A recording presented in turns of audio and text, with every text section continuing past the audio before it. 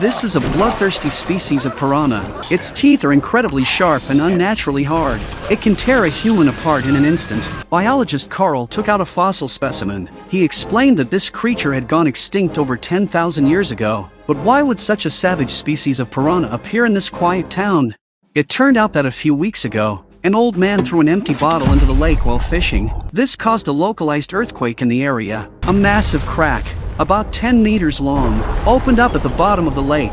Tens of thousands of piranhas swam out through the fissure. Because of the crack, a giant whirlpool formed on the surface of the lake. The old man quickly started his boat, trying to escape, but the current was too strong, and he accidentally fell into the lake. In an instant, the piranhas swarmed around him.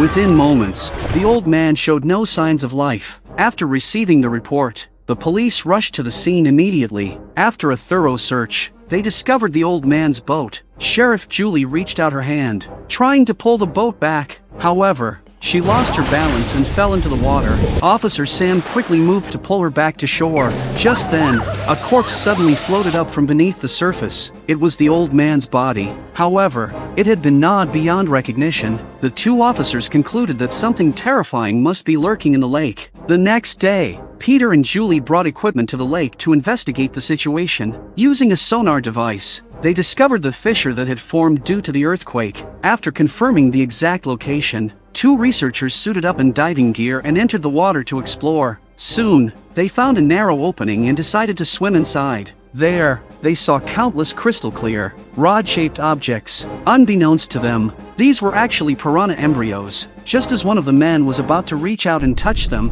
something suddenly bit him. Bright red blood instantly spread through the water. A deep sense of unease washed over him. When he turned on his flashlight, he was horrified to see a swarm of piranhas. Before the man could even process what was happening, the piranhas launched a frenzied attack. Meanwhile, his teammate, sensing that something was wrong, tried to go in and check on him. Little did she know, she had also become the piranha's next target. Hearing the distress signal, another teammate quickly suited up in diving gear. He immediately jumped into the water to rescue the fallen team members. Although he managed to drag one of them back onto the boat, all that was left was a skeleton. Beside the remains, a still wriggling piranha was found. Determined to uncover the origin of these piranhas, Sheriff Julie brought the creature to biologist Carl. From Carl, they learned just how terrifying these piranhas truly were. Due to living in darkness for so long, their vision had severely degenerated. However, their hearing and sense of smell had become extraordinarily enhanced. At the same time, they had grown even more bloodthirsty and ferocious. It was almost unimaginable what kind of catastrophe such a large number of them could cause in a modern lake. Upon hearing this, Julie immediately realized the gravity of the situation. Today, the town was hosting its annual water carnival. She quickly led her team to the scene. When they arrived, they found the area already crowded with countless tourists. The officers immediately began evacuating the area. They shouted for the party to end and for everyone to move away from the water. However, the noise at the scene was so loud, no one could hear their warnings. Frustrated, Sam had no choice but to fire a warning shot. He signaled for everyone to leave the water immediately, but what they didn't expect was that their well-meaning warning had the opposite effect. It only made the tourists more frantic. They ignored the advice and jumped into the water. Some even cranked up the music to the maximum volume. Julie grabbed the loudspeaker and tried to reason with them, but the overwhelming noise had already attracted the piranhas. He's sleeping.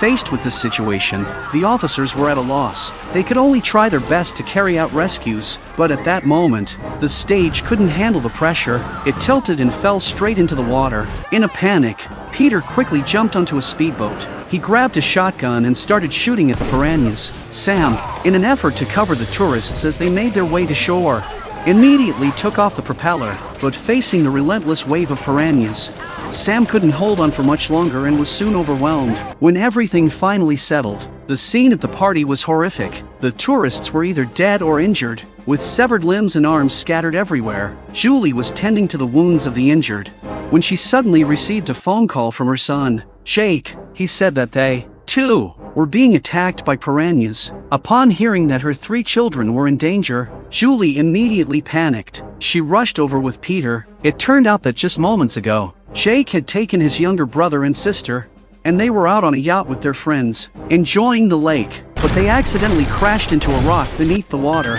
2 of them fell into the water. A school of piranhas quickly surrounded them. In an instant, the woman was devoured.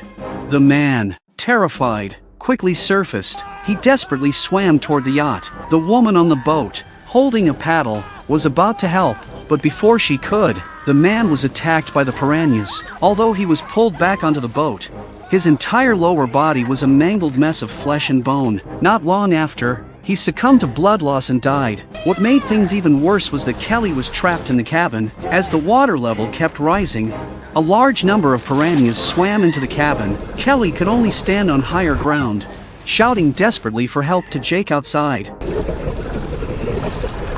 Jake tried to open the skylight, but he quickly realized it was completely stuck. On the other side, Julie and Peter had arrived. Worried about hitting the rocks, she could only stop the boat a short distance away. Then, she threw over a rope. Once Jake tied the other end of the rope, he climbed up the yacht using it. After learning that there was still someone trapped in the cabin, Julie began trying to figure out how to rescue them, but even she couldn't open the jammed skylight. The only access point was completely submerged in water. Inside, the cabin was filled with ferocious piranhas. Helpless, Julie had no choice but to first get the woman and 2 children to a safe boat. Then, she would figure out how to rescue Kelly. The water was teeming with piranhas. One wrong move, and there would be nothing left of them. But they made a fatal mistake. They shouldn't have had all 4 of them climb over at once. As expected, halfway through, the rope was already sinking dangerously close to the water's surface. The woman at the front was immediately attacked by the piranhas. In a panic,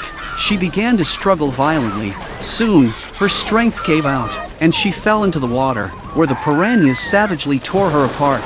The others, witnessing this horrifying scene, rushed to climb faster to the other side. The 2 children made it safely onto the boat, but just then, the handrail suddenly broke off. Fortunately, Peter stepped on the gas and successfully rescued Julie. Julie made it safely back onto the boat. However, on the other side, the water had already risen to Kelly's feet. The piranhas were starting to stir. Kelly could only use a frying pan to fight them off. Seeing his girlfriend Kelly in mortal danger, Jake didn't climb over to join his mother Julie. Instead, he untied the rope and tied it around himself. He came up with a plan to rescue Kelly. The idea was to use the bodies of their fallen companions to distract the piranhas. When Jake tossed a body into the water, the piranhas in the cabin immediately swarmed toward it. Taking advantage of the distraction, Jake quietly jumped into the water from the side. Jake quickly dove under the boat and into the cabin. After successfully reuniting with Kelly, Jake quickly contacted his mother via the radio. He instructed them to prepare the boat to pull the 2 of them out. After speaking, Jake found a burning stick. He then dove back into the water, opening 2 gas canisters. He intended to blow up the piranhas after they left. Once everything was set, Jake called his mother. 10 seconds later, they sped off. The 2 of them then dove back into the water. However, they had no idea that an accident was happening outside. At that moment, the speedboat failed to start. Meanwhile, Jake had already lit the burning stick and thrown it into the cabin. To make matters worse, the piranhas had finished eating the bodies of their companions.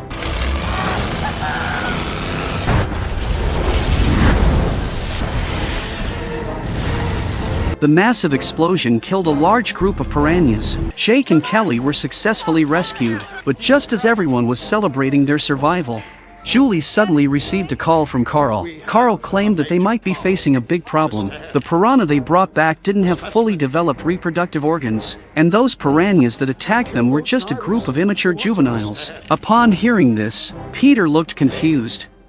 So, where are the parents?